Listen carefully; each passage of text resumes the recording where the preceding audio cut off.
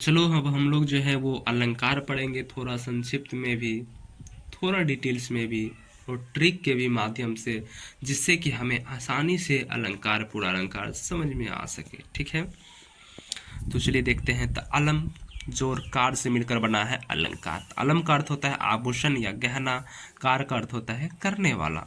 तो सुशोभित करने वाला जो होता है वो अलंकार है।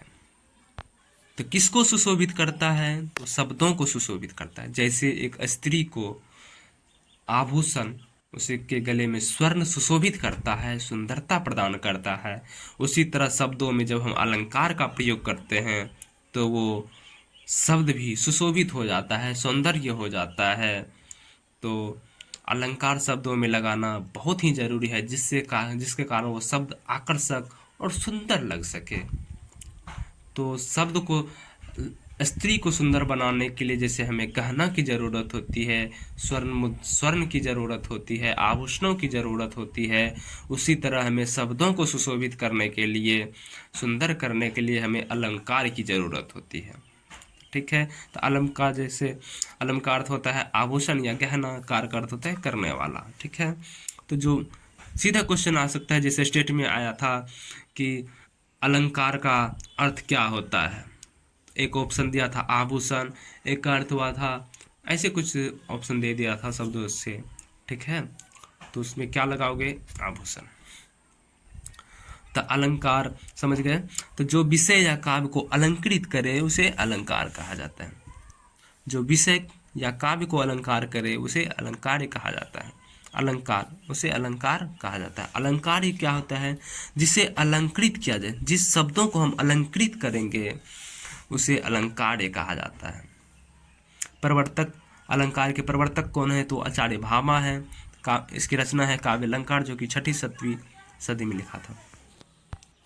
और क्या है कि अलंकारों से शोभा उत्पन्न नहीं होता, केवल बढ़ा दी जाती है। क्या है? अलंकारों से शोभा उत्पन्न नहीं होती, केवल बढ़ा दी जाती है। जैसे स्त्री में अगर आभूषण पहना दिए जाते तो उसकी शोभा उत्पन्न नहीं बल्कि उसकी शोभा को बढ़ जाती है। उसी प्रकार अलंकार से जो है वो शब्द में शोभा उत्पन्न नहीं होती बल्कि उस शब्द की शोभा बढ़ जाती है। ठीक है, आचार्य भामा क्या कहें? अलंकार संप्रदाय के प्रवर्तक माने जाते हैं। अलंकार संप्रदाय के प्रवर्तक माने जाते हैं कौन? भामा।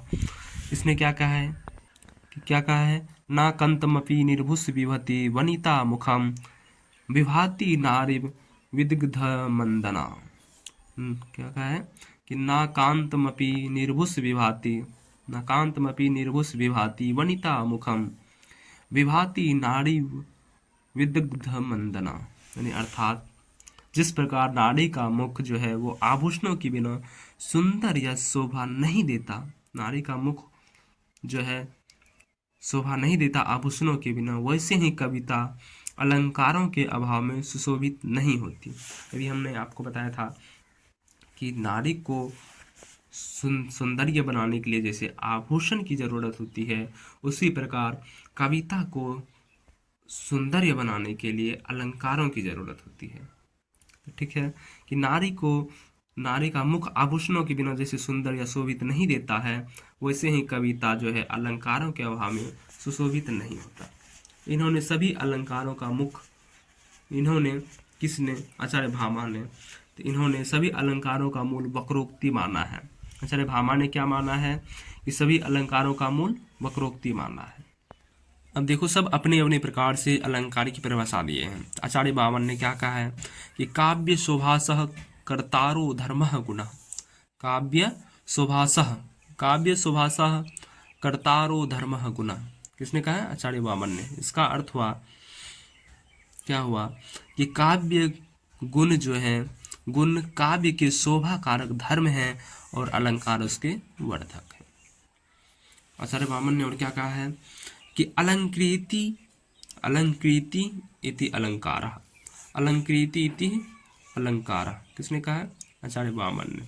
अर्थात जो अलंकृत करे वह अलंकार है, जो अलंकृत करे वह अलंकार है। और है कि सौंदर्यम अलंकार, सौंदर्यम अलंकार। किसने कहा? आचार्य वामन ने। सौंदर्य ही अलंकार है, सौंदर्यम अलंकार आचार्य वामन ने कहा। देखो ये सब लाइन पूछ देता है एग्जाम में, ठीक है, तो इसलिए याद रखना है। ये भी पूछ सकता है कि ये किसका कथन है, तो किसका कथन है कि ना कांतमापी निर्भुष विभाति वनिता मुखम विभाति नारित विदग्ध मंडना, किसका मुख है, आचार्य वामन भामा का है, ठीक है। जैसे स्टेट में ये कथन पूछ दिया था, क्या पूछा था कि अर्थालंकार रहित विधेय सरस्वती, किसका कथन है, तो किसका कथन है, ये वेद व्यास का, यानी अर्थात अर्थालंकार के अभाव में सरस्वती विधवा स्त्री के समान है। या ऐसे भी पूछ सकता है कि अर्थालंकार के अभाव में सरस्वती विधवा के समान है, किसका कथन है, तो वेद व्यास का है, ठीक है। तो वही है। और आगे क्या है कि काव्य शोभा कारणा धर्मान अलंकार न पक्षते, किसने कहा, आचार्य दंडे ने। काव्य शोभा कारणा धर्मान अलंकार न पक्षते, आचार्य दंडी ने। और एक है वो किसके है, वो भी स्टेट में आया था कि वाक्य रसात्मक काव्य, किसका कथन है ये, तो वो है आचार्य विश्वनाथ का, किसका, आचार्य विश्वनाथ का, ठीक है। ये है अर्थालंकार रहित विधेय सरस्वती, यानी अर्थालंकार के बिना सरस्वती जो है विधवा के समान है, अर्थालंकार के अभाव में सरस्वती विधवा स्त्री के समान है, किसका कथन है, तो वेद व्यास। सीधा सरस्वती आया, इसका भगवान भगवान है तो भगवान वाला हो जाएगा, वेद व्यास, ठीक है। तो देखो अलंकार के बारे में कुछ विद्वान के मत, तो अलंकार का प्रयोग नवयुग की चेतना के अभाव अलंकार का प्रयोग नवयुग की चेतना के अनुरूप गलत नहीं करना चाहिए। अलंकारों का प्रयोग नवयुग की चेतना के अनुरूप ब्लात नहीं करना चाहिए, किसने कहा है, महावीर प्रसाद द्विवेदी ने। सुमित्रानंदन ने क्या कहा है कि अलंकार केवल वाणी की सजावट के लिए नहीं, अलंकार जो है वो केवल वाणी की सजावट के लिए नहीं, वे काव्य की अभिव्यक्ति के विशेष द्वार है, किसके, काव्य की अभिव्यक्ति के विशेष द्वार है, किसने कहा है, सुमित्रानंदन पंत ने। अलंकार केवल वाणी की सजावट के लिए नहीं है, किसने कहा है, सुमित्रानंदन पंत। और डॉक्टर नगेंद्र ने क्या कहा कि व्यापक अर्थ में अलंकार उक्ति वैचित्र्य है, किसने कहा, डॉक्टर नगेंद्र, कि व्यापक अर्थ में अलंकार उक्ति वैचित्र्य है, किसने कहा, डॉक्टर नगेंद्र ने।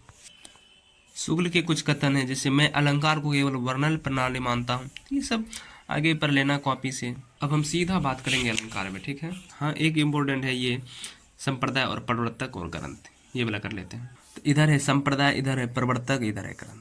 तो रस संप्रदाय के प्रवर्तक कौन है, आचार्य भरत मुनि। और इसने भरत मुनि ने कौन सी रचना की, नाट्यशास्त्र। तो नाट्यशास्त्र में ही रस का भी उल्लेख है, ठीक है। अरे सीधे समझो कि नाटक देखने से हमें क्या मिलता है, रस मिलता है, यानी कि मजा आता है, ठीक है। तो नाट्य देखने से हमें रस मिलता है, ठीक नहीं। तो रस संप्रदाय के हो गए भरत मुनि, रस संप्रदाय हो गए भरत मुनि, और भरत मुनि और नाट्यशास्त्र की रचना भी किसने किया, भरत मुनि। तो नाट्यशास्त्र की रचना किसने की, भरत मुनि, ये तो याद रहेगा। और भरत मुनि कौन से संप्रदाय के हैं, तो नाटक देखने से हमें मजा आता है, यानी रस मिलता है, रस। तो नाट्यशास्त्र और रस, तो भरत मुनि कौन से संप्रदाय हो गए, रस के। अलंकार सीधा काव्य अलंकार, अलंकार के प्रवर्तक कौन है, भामा, आचार्य भामा। अलंकार के कौन है प्रवर्तक, आचार्य भामा। इसका ग्रंथ कौन सा है, काव्य अलंकार।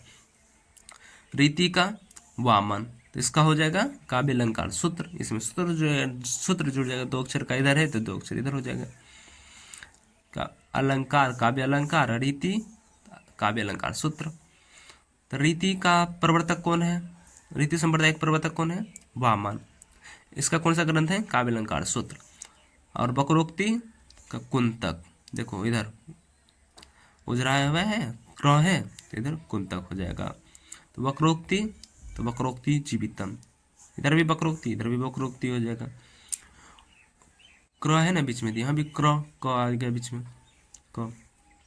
आचार्य कुंतक। औचित्य का क्षेमेंद्र, औचित्य क्षेमेंद्र, तो औचित्य विचार चर्चा। ध्वनि का संप्रदाय का आचार्य आनंदवंतन, ध्वनि का आनंद, अरे आनंद आता है ना ध्वनि से, और डीजे पे आनंद आएगा ध्वनि से। तो ध्वनि संप्रदाय का प्रवर्तक आचार्य आनंदवर्धन। और इसका ग्रंथ कौन सा हो जाएगा, ध्वनियालोक। ध्वनि से ध्वनियालोक ही बनेगा ना, ध्वनि से ध्वनियालोक।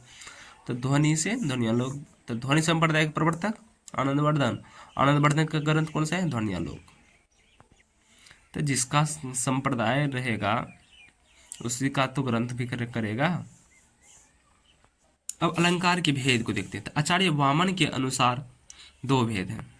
तो अलंकार कितने भेद हैं? दो भेद। आचार्य वामन के अनुसार कितने भेद हैं? दो भेद, शब्दालंकार और अर्थालंकार। कौन कौन से हैं? शब्दालंकार और अर्थालंकार। शब्दालंकार यानी वाचक द्वारा पढ़ के शब्द टू शब्द जो पढ़ते हैं, और अर्थालंकार वाच्य द्वारा, यानी कि अर्थालंकार अर्थ ग्रहण जब हम करते हैं, पढ़े तो पढ़े लेकिन उनके अर्थ से जो हमें स्पष्टता होती है वो अर्थालंकार होता है। किंतु इसमें जो है वेद व्यास और आचार्य भोज ने तीसरा भेद और जोड़ दिया। तीसरा भेद कौन सा है? उभयालंकार जोड़ दिया। वेद व्यास और आचार्य भोज ने तीसरा भेद जोड़ दिया। कौन सा जोड़ दिया? तो उभयालंकार। शब्दालंकार जो होता है शब्द के आधार पर सुंदर होता है। शब्दालंकार शब्द के आधार पर सुंदर होता है, अर्थालंकार अर्थ के आधार पर सुंदर होता है, और उभयालंकार शब्द और अर्थ दोनों के आधार पर सुंदर। किंतु हमें उभयालंकार को नहीं मानना है, क्योंकि बीपीएससी जो है शब्दालंकार और अर्थालंकार दो ही अलंकार माना है, तो हमें दो ही पढ़ना है, शब्दालंकार और अर्थालंकार। ठीक है, शब्दालंकार शब्द के आधार पर सुंदर होता है, अर्थालंकार अर्थ के आधार पर सुंदर, नहीं कि उसके हम अर्थ ग्रहण करते हैं तब हम उसको समझ पाते हैं अच्छे ढंग से। ठीक है, एक बार अलंकार के भेद देख लेते हैं। कौन कौन? शब्दालंकार और अर्थालंकार। 100 से शब्द, 100 से 7, कितने भेद हो गए? 7 भेद। 100 से शब्द, 100 से 7 भेद। कौन कौन से हैं? अनुप्रास, यमक, श्लेष, वक्रोक्ति, विप्सा, यानी कि आया सब भी, आया सब भी, आ से अनुप्रास, य से यमक, स से श्लेष, सब वी, व से वक्रोक्ति, और वी से विप्सा। आया सब भी, अनुप्रास, यमक, श्लेष, वक्रोक्ति और विप्सा। अर्थालंकार इन सब को छोड़ के जो जितने आता है वो अर्थालंकार के हो गए। शब्दालंकार में कौन कौन सा आ गया? अनुप्रास, यमक, श्लेष, वक्रोक्ति, विप्सा। और अर्थालंकार में उपमा, रूपक, उत्प्रेक्षा, मानवीकरण, विरोधाभास, संदेह, अतिशयोक्ति, भ्रांतिमान, विभावना और भी हैं। ठीक है, लेकिन इतना महत्वपूर्ण है। तो अलंकार को संक्षेप में देखते हैं। तो अलंकार के भेद कितने हैं? 2 या 3। तो 2 बीपीएससी जो है 2 ही भेद माने हैं, तीसरा नहीं माना है। ठीक है, तो हमें 2 ही पढ़ना है। तो शब्दालंकार और अर्थालंकार। शब्द के आधार पर जो सुंदर हो शब्दालंकार, अर्थ के आधार पर जो सुंदर हो अर्थालंकार। शब्दालंकार के भेद कौन कौन से हैं? अनुप्रास, यमक, श्लेष, वक्रोक्ति और विप्सा। अर्थालंकार के उपमा, रूपक, उत्प्रेक्षा, मानवीकरण, विरोधाभास, संदेह, अतिशयोक्ति, भ्रांतिवाद, विभावना आते। ठीक है, तो अब सबसे पहले हम अनुप्रास अलंकार को पढ़ेंगे। तो अनुप्रास अलंकार में क्या होता है? यहाँ पर है कि जहाँ एक ही वर्ण या अक्षर की आवृत्ति एक से अधिक बार, जहाँ पर एक ही वर्ण या अक्षर की आवृत्ति एक से अधिक बार हो, वहाँ पर अनुप्रास अलंकार होता है। जैसे कि चारों चंद्र की चंचल किरणें, चारों चंद्र की चंचल किरणें खेल रही थी जलथल में। तो चारों चंद्र की चंचल किरणें, इसमें किसका आवृत्ति हो रहा है? तो च वर्ण की आवृत्ति हो रहा है बार बार। च च च एक से अधिक बार आ गया, 1 2 3 बार। तो यह इसमें च वर्ण की आवृत्ति आती है। पूछेगा तो इसमें कौन सा अलंकार आती है? तो यह अनुप्रास अलंकार का उदाहरण हो जाएगा। ठीक है, चूंकि च वर्ण की आवृत्ति है। और दूसरा, रघुपति राघव राजा राम, पतित पावन सीताराम।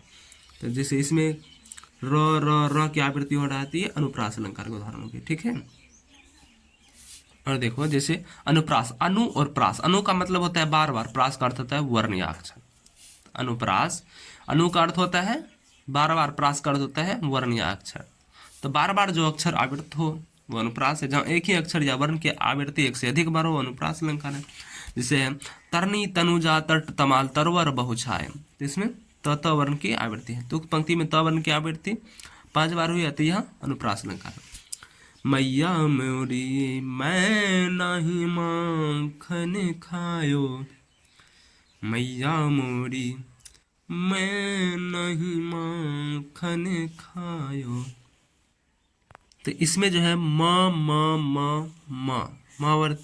वर्ण की आवृत्ति हो रही है। ठीक है, और अगल चरर मरर खुल गए अरर अरब स्फुटों से, चरर मरर खुल गए अरर रसफूटों से, यानी र र र र र र र यानी कि र वर्ण की आवृत्ति हो रही। ठीक है, और रघुपति राघव राजा राम, पतित पावन सीताराम। तो र र र र र वर्ण की आवृत्ति हुआ। उसके बाद प प प की भी आवृत्ति है। इसमें देखो कितनी आवृत्ति, र की भी आवृत्ति है, प की भी आवृत्ति है, एक से अधिक बार प आ गया। उसके बाद घ की भी आवृत्ति है। उसके बाद वो की भी आवृत्ति है क्या, व और कुछ क्या आवृत्ति है, र घ प व, इतने वर्णों की आवृत्ति है। ठीक है, तो आवृत्ति हो रही चुकी है, अनुप्रास अलंकार का हो जाएगा इसलिए। ठीक है, अब चारू चंद की चंचल किरण, ये तो समझ गए, चार वर्ण की आवृत्ति हो रही।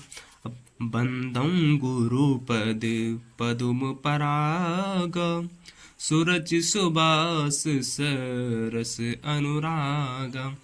बंदं गुरु पद पदुम पराग, सूरज सुबास सरस अनुराग। इसमें देखो किसकी आवृत्ति हो रही है, जैसे हमें सीधा झलक रहा है, बंदों the the the the the the यहाँ भी है, द यहाँ भी है, तो द वर्ण की आवृत्ति हुई, सीधा ये अनुप्रास है। और कुछ है क्या, ग प यहाँ भी है, प यहाँ भी है, प यहाँ भी है, तो प की भी आवृत्ति हो रही है। अरे अनुप्रास अलंकार हो गया, ज़्यादा हमें ढूंढना नहीं। देखो सुरुचि स स स 3 बार हो गया, स की भी आवृत्ति है। तो इसमें जो अगर अच्छे से देखोगे तो प द स र ग ब, इतने वर्णों की आवृत्ति हुई। ठीक है, अब जो देखेंगे हम लोग यमक अलंकार। तो यमक में क्या होता है, तो यमक अलंकार में होता है जब एक ही शब्द 2 या 2 से अधिक बार आए। क्या, एक ही शब्द 2 या 2 से अधिक बार, शब्द वर्ण नहीं, शब्द, वर्ण तो हो गया क ख ग घ, और शब्द कोई भी पार्टिकुलर शब्द, जब एक ही शब्द 2 या 2 से अधिक बार आए किंतु हर बार उनका अर्थ अलग हो, उनका अर्थ जो है वो हर बार अलग होगा, तो यमक अलंकार हो जाएगा। वर्ण की अगर आवृत्ति हो रही है तो वो तो अनुप्रास हो जाएगा। जैसे कि अनुप्रास, तो अवर्ण है ना, अ से अनुप्रास, अ से अवर्ण, तो अनुप्रास में वर्ण की आवृत्ति होगी, किसका, अनुप्रास, अवर्ण है ना, अवर्ण, तो वैसे ही वर्ण की आवृत्ति हो जाएगी। और यमक में शब्द की, जब एक ही शब्द 2 या 2 से अधिक बार आए किंतु हर बार उनका अर्थ अलग हो, तो यमक अलंकार हो जाएगा। जैसे 3 बेर खाती थी वो 3 बेर खाती है, क्या, 3 बेर खाती थी वो 3 बेर खाती थी, बेर तो यहाँ भी है, बेर वहां भी है, किंतु अर्थ अलग है। 3 बेर खाती थी, कोई भी महारानी जो थी वो पहले 3 बेर खाती थी, लेकिन अब जो है वो 3 बेर खाती है। पहले जो है वो घर में महल में 3 बेर खाती थी, यानी कि 3 टाइम खाती थी, किंतु अब जो वो 3 बेर यानी कि सिर्फ 3 फल खा के रहती है, 3 बेर का फल खा के रहती है। ठीक है, जैसे यहाँ देखो बेर का 3 बेर खाती थी का बेर का अर्थ हुआ एक बार, यानी कि 3 बार खाती थी, वे 3 बेर खाती है, तो बेर यानी कि फल का नाम।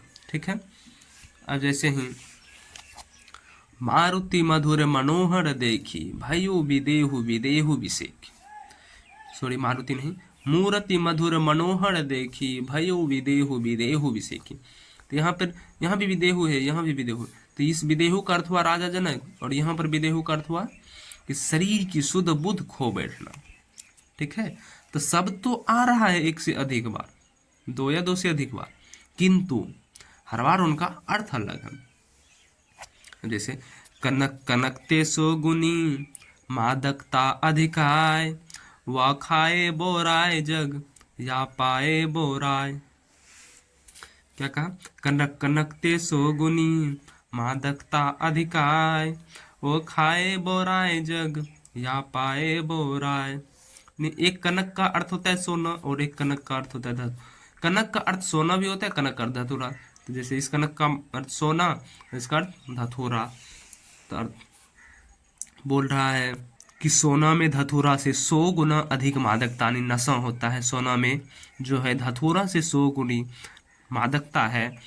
एक को तो खाने से आदमी पागल होता है, एक को खाने से आदमी पागल होता है, लेकिन तो स्वर्ण को सिर्फ पा भर लेने से आदमी पागल हो जाता है। तो इसलिए कहा है कनक कनकते सो गुनी, मादकता अधिकार, वा खाए बोराय जग, या पाए बोराय।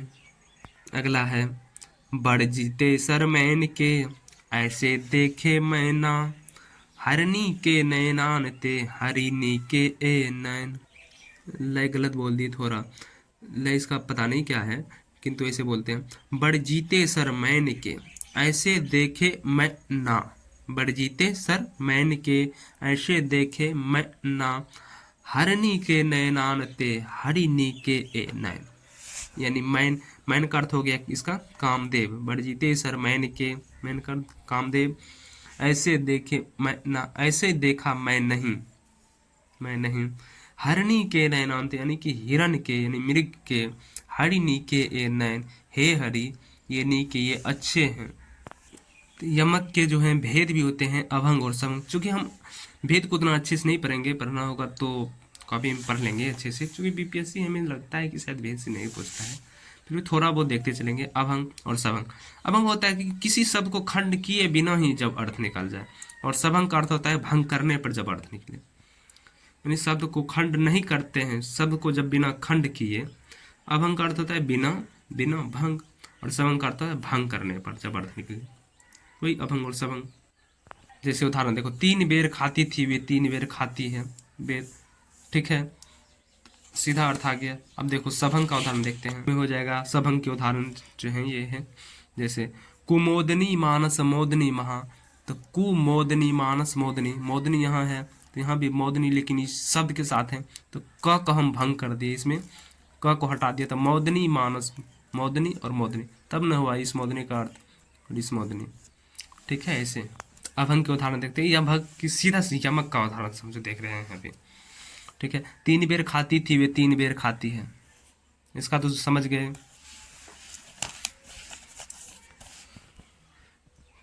अगला है तोपे वारू उर्वशी सुन राधिके सुजान, तोपे वारू उर्वशी सुन राधिके सुजान, तू मोहन के उर्वशी, उर यानी कि हृदय, तू मोहन के उर्वशी हवे उर्वशी समान, यानी उर्वशी, उर्वशी नामक की अप्सरा, यानी कि भगवान कृष्ण कह रहे हैं कि तोपे वारू उर्वशी यानी अप्सरा, हे राधे सुनो मैं तुम पे उर्वशी को भी वार दूं, यानी कि स्वर्ग की अगर अप्सरा भी आ जाए तो उस अप्सरा भी तुम पे वार दो, उसको भी मैं ठुकरा दूं। तो पे वारूं उर्वशी, यानी तुम पे मैं उर्वशी को भी वार दो, ठुकरा दो, उर्वशी नाम की जो अप्सरा है, अप्सरा को भी ठुकरा दो। सुन राधिके सुजान, तू मोहन के उर्वशी, राधे को बोल रहे तू मोहन के यानी कि हृदय में बसी हो, हवे उर्वशी समान, उर्वशी की, उर्वशी यानी कि हृदय पर लटकने वाला जो एक हार होता है उसे उर्वशी कहा जाता है। तो तू हवे उर्वशी समान यानी हृदय पर जो लटक रहा है वो हार, तो यहाँ पर उर्वशी हो का अर्थ हो गया कि स्वर्ग की अप्सरा, और तू मोहन के उर्वशी यानी ये कि हृदय में बसने वाली जो है वो तुम हो, हवे उर्वशी समान यानी कि उर्वशी हृदय पर जो लटकने वाला हार होता है वो उर्वशी, यानी कि गले में पहनने वाला आभूषण, ठीक है, जो कि हृदय तक पहुंचता है। अगला है सारंग ले सारंग चली सारंग पूगो आय, सारंग ले सारंग धरियो सारंग सारंग माय। इसका सारंग का अर्थ हुआ घड़ा, सारंग की अर्थ सुंदरी, सारंग का अर्थ वर्षा, ठीक है। ऐसे बसन देहूं ब्रज में हमें बसन देहूं ब्रजराज, यहाँ भी बसन है, बसन, तो बसन देहूं ब्रज में, बोल रहे हैं कि हे ब्रजराज हमें बसने दो ब्रज में, भगवान कृष्ण जी कह रहे हैं कि हमें बसने दो ब्रज में। फिर कह रहे हैं कि हमें बसन देहूं ब्रजराज, यानी कि हमें वस्त्र देहूं ब्रजराज, ठीक है। अगला है सजना है मुझे सजना के लिए, देखो सजना है मुझे सजना के लिए, यहाँ भी तो सेम अर्थ है, सजना सजना दोनों शब्दों का रिपीट हुआ है, तो एक का अर्थ है श्रृंगार करना और दूसरा है पति, यानी सजना है मुझे सजना यानी कि पति के लिए, सजना है मुझे किसके लिए, अपने पति के लिए सजना है, तो सजना का अर्थ हो गया पति। तो कौन सा अलंकार है ये, यमक अलंकार है। यमक अलंकार में क्या होता है, इसमें जो है इनमें एक शब्द कम से कम 2 बार प्रयुक्त होता है, किंतु हर बार उनका अर्थ अलग होता है, ठीक है। इनमें जो शब्द एक से अधिक बार आता है, कम से कम 2 बार आता है, किंतु हर बार उनका अर्थ जो अलग होता है, ठीक है, तो वही यमक अलंकार होता है। अब अगला है कि कबीरा सोई पीर है जे जानी है पर पीर, जे पर पीर ना जानी है वे काफिर वे पीर। क्या कहा है कबीरदास ने, कबीरा सोई पीर है, यानी कि कबीरा सोई पीर है जे जानी है पर पीर, जे पर पीर ना जानी है वे काफिर बे पीर। कबीरा सोई पीर है, कबीरा सोई पीर यानी कि साधु यानी ईश्वर है, वही साधु या ईश्वर है। जे जाने पर पीर, जे जो दूसरा का पीर यानी कि दर्द को समझे। जे पर पीर ना जाने, जो दूसरे का पीरा ना समझ सके ना जाने, वे काफिर है। ठीक है, तो इस पीर का अर्थ हो गया साधु, और इसका अर्थ हो गया दूसरा, और इसका अर्थ, इस पीर का अर्थ हो गया पीरा यानी कि दर्द। ठीक है, अगला है काली घटा का घमंड घटा, नभ मंडल तारक वृंद खिले। काली घटा का घमंड घटा, तो दो बार घटा घटाया, तो इसका आ गया काली घटा यानी घटा का अर्थ हो गया बादल, काली घटा का घमंड घटा, तो घटा यानी कि कम होना, घमंड कम हो गया, घमंड कम हो गया, कम होने के अर्थ में इस घटा का अर्थ है। ठीक है, तो दो बार शब्द है, दोनों बार अर्थ अलग है। अगला है ऊंचे घोर मंदिर के अंदर रहनवारी, ऊंचे घोर मंदिर के अंदर रहती है। किसके उदाहरण है? यमक अलंकार के। तो ऊंचे घोर मंदिर के अंदर रहने वाली यानी ऊंचे महल भवन में जो रहने वाली थी, वो ऊंचे घोर मंदिर के अंदर रहती है यानी भयानक ऊंचे पर्वत के अंदर रह रही है। अगला है जेते तुम तारे तेते नभ में ना तारे, यानी कि जितने को आप तारे हैं उतने तो नभ में भी तारे नहीं हैं। तारे का अर्थ हो गया उद्धार करना, जितने तुम तारे हैं उतने नभ में ना तारे यानी सितारा है। अगला है दीरख सांस न लई दुख सुख साई ना भूल। क्या है? दीरघ सांस न लई दुख सुख साई ना भूल, दई दई क्यों करते हैं दई दई सो कबूल। कहते हैं दीरघ सांस न लई दुख सुख साई ना भूल, दई दई क्यों करते हैं दई दई सो कबूल। यानी दीर्घ सांस मत लो, यानी कि लंबी सांस दुख में नहीं लो, सुख साई ना भूल यानी भगवान को भी मत भूलो। लंबी सांस दुख में ना लो, ना भगवान को भूलो। दई दई क्यों करत हो, हाय देव क्यों करत हो, देने के लिए दई दई सो कबूल, जो दिया है उसे कबूल करो। ठीक है, अब कुमोदनी के सभंग यमक को देखते हैं। अभंग वाला जिसमें बिना भेद, जिसमें अभंग बिना भंग शब्द को भंग किए हुए हो रहा था, सभंग इसमें भंग करना पड़ेगा शब्द को। जब पूरे शब्द की आवृत्ति ना होकर उस शब्द का कुछ अंश ही पुनः प्रयुक्त हो तो सभंग यमक कहलाता है। जब शब्द को तोड़कर उसका अर्थ किया जाता है वह सभंग यमक होता है। जैसे कुमोदनी मानस मोदनी माँ, क को हटाए तब मोदनी बचा। ठीक है, पूरा का कुमोदनी तो कुमोदनी नहीं आया, मोदनी ही आया, तो क को हम हटा दिए तब बचा मोदनी। प्रयुक्त मोदनी शब्द में यमक सभंग अलंकार है, क्योंकि यहाँ शब्दों को तोड़कर यानी भंडाकर उनमें अर्थ निकालते हैं, भंग करके। पहला मोदनी का अर्थ हो गया कुमोदनी का सभंग अंश है, दूसरा मोदनी शब्द पूर्णतः स्वतंत्र अर्थात सभंग है अर्थ।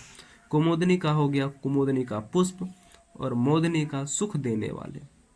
देखो जैसे नीबल केवल राम, यहाँ बल इस न का हटाए तब बचा बल केवल, यानी नीबल केवल राम। नीबल का अर्थ हो गया असहाय, बल तो शक्ति होता ही है। यहाँ देखो फिर तुम तम में मैं प्रियतम में हो जावे द्रुत अंतर्धान। फिर तुम तम में मैं प्रियतम में, तुम तम यहाँ भी है तम यहाँ भी है, इसको भंग किए तब मिला। फिर तुम तम में मैं प्रियतम में हो जावे द्रुत अंतर्धान। कौन सा है? यमक अलंकार के हैं उदाहरण। रसिकता सिकता सम हो गए, सिकता। ठीक है, फूल रहे फूल कर फूल उपवन, फूल रहे पल्लवित होना, फूल रहे फूल कर यानी फूल बड़ा होकर क्रिया हुआ, फूल रहे फूल कर बड़ा हो गया, फूल उपवन में, फूल जो है वो ऊपर में यानी पुष्प हो गया वो संजय। अगला है आयो सिकसावन विरह सरसावन लगियो है बरसावन, सलिल चहु ओढ़ते। तो सावन तो सर को हटा दिए, सावन में सा बरसावन सावन। ठीक है, सभी रेखांकित सब अपनी सभंगता में भिन्न भिन्न अर्थों को अभिव्यक्ति कर रहे हैं, सबका अर्थ अलग अलग है। ठीक है। मचलते चलते ये जीव हैं दिवस, मचलते चलते ये जीव है, मकटाए दिवस में वश में रहते नहीं, मचलते चलते चलते है ना, दिवस वश वश वश दिवस में वश में रहते नहीं, विमलता मलता, मलता मलता यहाँ है, मल और ता मिल के बना, विमलता मलता हटा रही, विचरते चढ़ते सुख में से।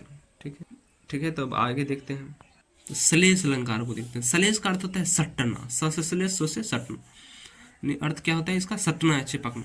जहां एक शब्द का अनेक अर्थ निकले, वहां पर क्या था? यमक में क्या था कि शब्द दो या दो से अधिक बार आए। अनुप्रास में क्या था?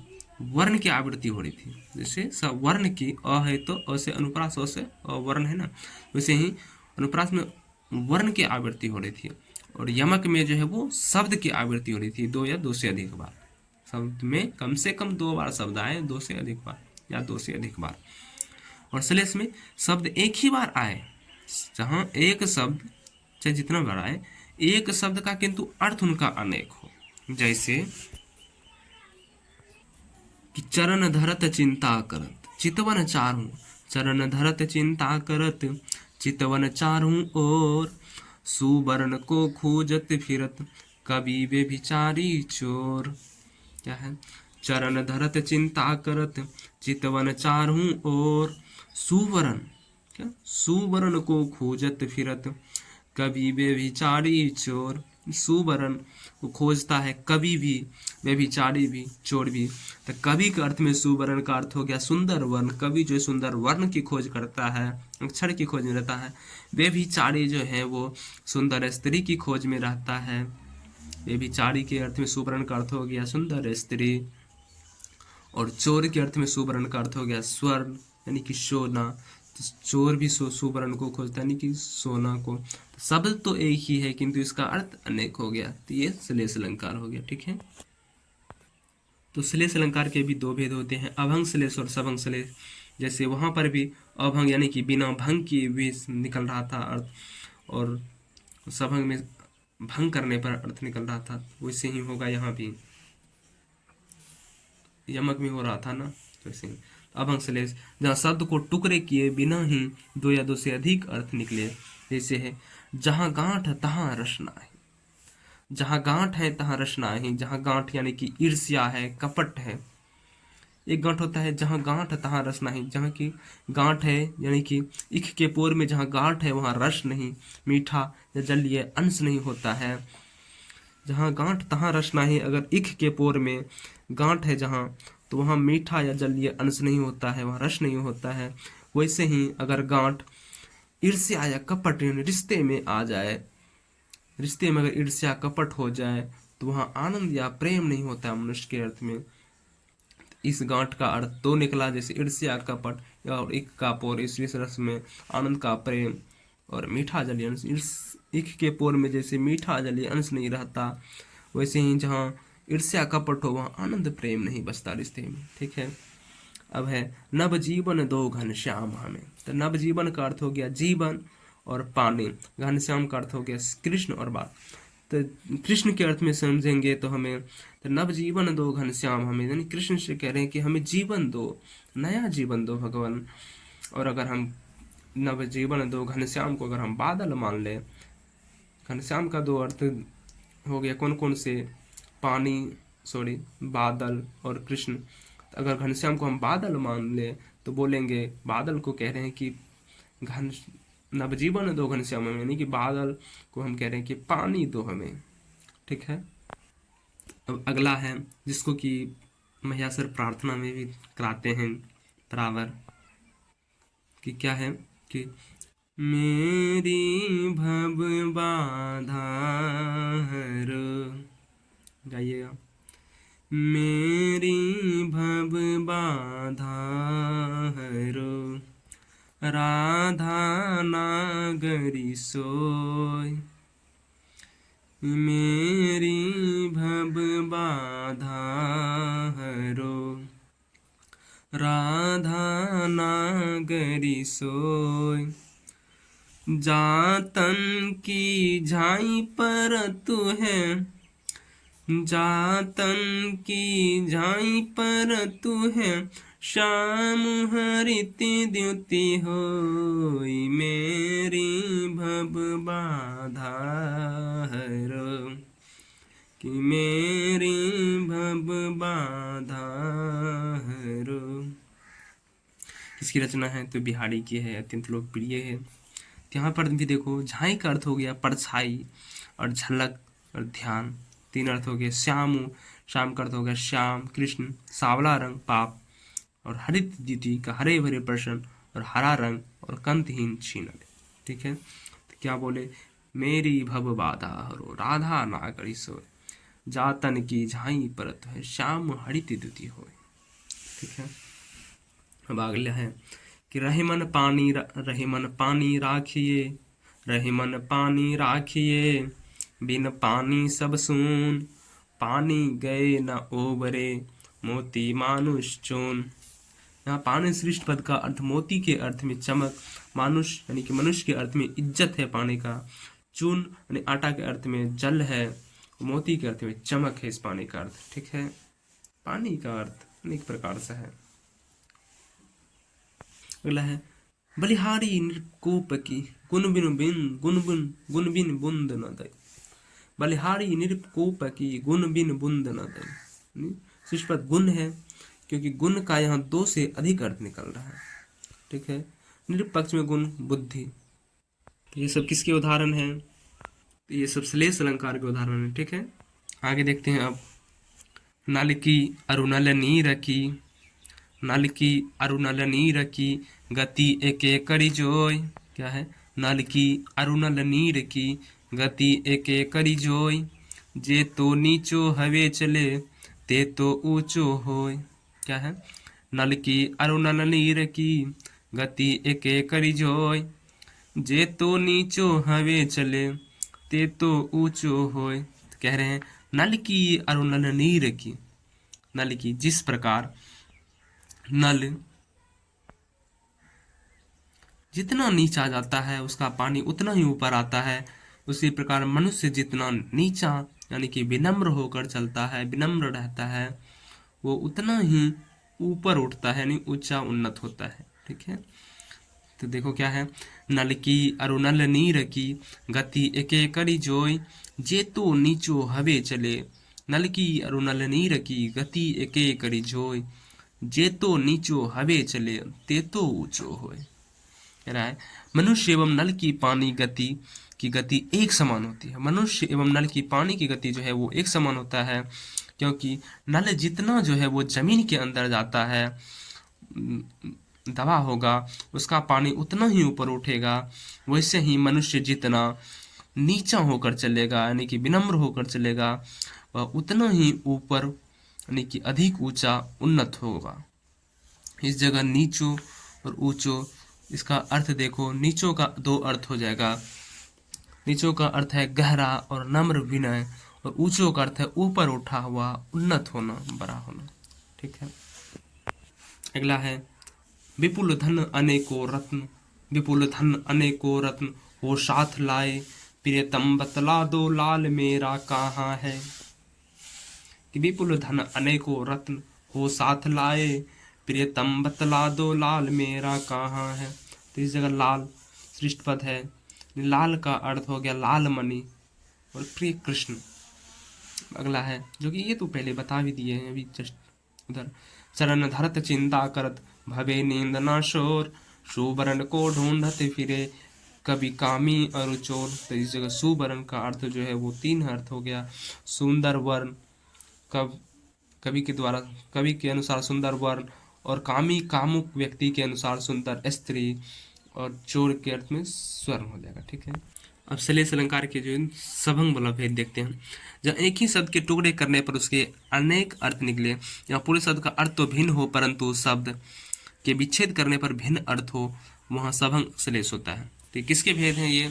श्लेष अलंकार के। किसका? श्लेष। किसका है? श्लेष अलंकार के। ठीक है, समझ लो श्लेष के ही उदाहरण है, सीधा समझो कि श्लेष का ही हम श्लेष ही पढ़ रहे हैं। ठीक है, तो क्या है, अजरामता, अज रहे बीच में, अजरामता अयोध्या नगरी किसे प्रिय नहीं लगती। अजरामता अयोध्या नगरी किसे प्रिय नहीं लगती। तो इसका अर्थ, अजरामता का अर्थ जैसे देखो कैसे हो जाएगा, अज यानी कि राम के पिता, राम, राम तो स्वयं राम, रता, रत यानी कि युक्त और मग्न, तो अज एवं राम में रक्त युक्त और मग्न अयोध्या नगरी किसे प्रिय नहीं लगती। तो अजरामता, इसका संधि विच्छेद जैसे करने पर अजर और अमरता, तो अजरता एवं अमरता प्रदान करने वाली अयोध्या नगरी किसे प्रिय नहीं लगती। तो संधि विच्छेद करने पर अर्थ जो इसका अलग हो गया और यहाँ पे अलग है। तो ये सब सलेस अलंकार के हैं, ठीक है। संतत सूरानीक हित जेहि बहुरी शक्र सम बिनवहु तेहि, कि संतत सूरानीक हित जेहि बहुरी शक्र सम बिनवहु तेहि। उपयुक्त वाक्य में सूरानीक शब्द श्रेष्ठपद है। क्यों सूरानीक, जिसके टुकड़े यानी विच्छेद करने पर दो अर्थ निकलते हैं। जैसे देखते हैं सूरानीक यानी कि सूरो यानी देवता की, अनीक यानी सेना, सूरानीक सूर और अनीक, सूर मिस हो गया देवता और अनीक यानी सेना, सूर्य की देवता, सूर्य की सेना। और सूरानीक होता है सूरा और अनीक यानी सूरा यानी कि मदिरा या शराब, और अनीक मीन्स अच्छी, ठीक है। अगला उदाहरण है, अजो तरियो नाही रहो सुरती सेवत एक अंग। क्या है, अजो तरियो नाही रहो सुरती सेवत एक अंग, नाक बास बेसरी लहो बशी मुक्तन के संग।